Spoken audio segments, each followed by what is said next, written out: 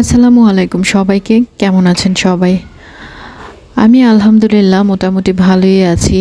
তো আগেই বলে নিচ্ছি, কেউ আমার এই ভিডিওটা দেখে এটা জাজ করবেন না যে এই ঝড় বন্যার মধ্যে মানুষ কত কষ্ট করতেছে আর আপনি খাবার ভিডিও, মজার মজার খাবার ভিডিও পোস্ট করতেছেন।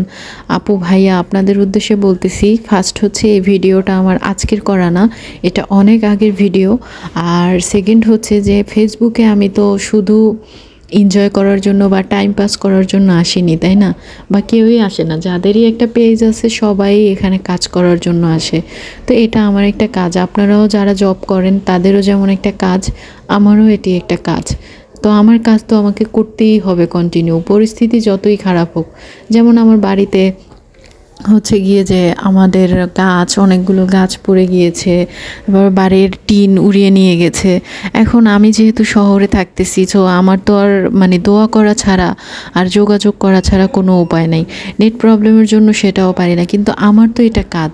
আর আমি জানি আমার জন্য এই কাজটা কতটা ইম্পর্টেন্ট, আমার নিজের পায়ে দাঁড়ানো কতটা ইম্পর্টেন্ট, যার জন্য মূলত ভিডিও করা, যার জন্য ভিডিও পোস্ট করা। তো কেউ কখনোই খারাপভাবে নেবেন না। আর আমি চাই না আমার দ্বারা কেউ খারাপ কিছু শিখুক। যতটুকু যদি শেখার হয় ভালো কিছুই শিখুক। পরিস্থিতি যেমনই থাকুক, নিজেকে একটু ভালো রাখার ট্রাই করবেন, আল্লাহকে ডাকবেন, এই তো। তো যাই হোক, অনেক কথাই বলে ফেললাম। আর আমি এখানে একটা খাবার দেখাচ্ছি, সেটা হচ্ছে যে আমি একটা ঈগল পাখির বাসা বানিয়েছি।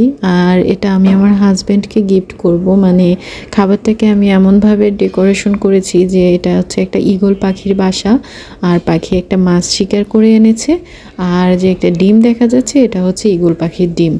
আর এইভাবেই আমি আস্তে আস্তে প্লেটটা সাজাচ্ছি। আমার কাছে ডেকোরেশন করতে, সাজাতে, নিজের মতো করে সাজাতে খুব ভালোই লাগে, যার জন্য মূলত সাজানো। তো সাজাতে তো আর তেমন কিছু লাগে না। আপনাদের প্রিয় মানুষকেও চাইলে এভাবে একটু সারপ্রাইজ দিতে পারেন। সারপ্রাইজ দেওয়ার জন্য কখনোই আপনার অনেক অনেক টাকার দরকার না, যারা খুশি হয় তারাই টুকটাক জিনিসেই খুশি হয়। এই তো, কেমন লাগলো অবশ্যই জানাবেন।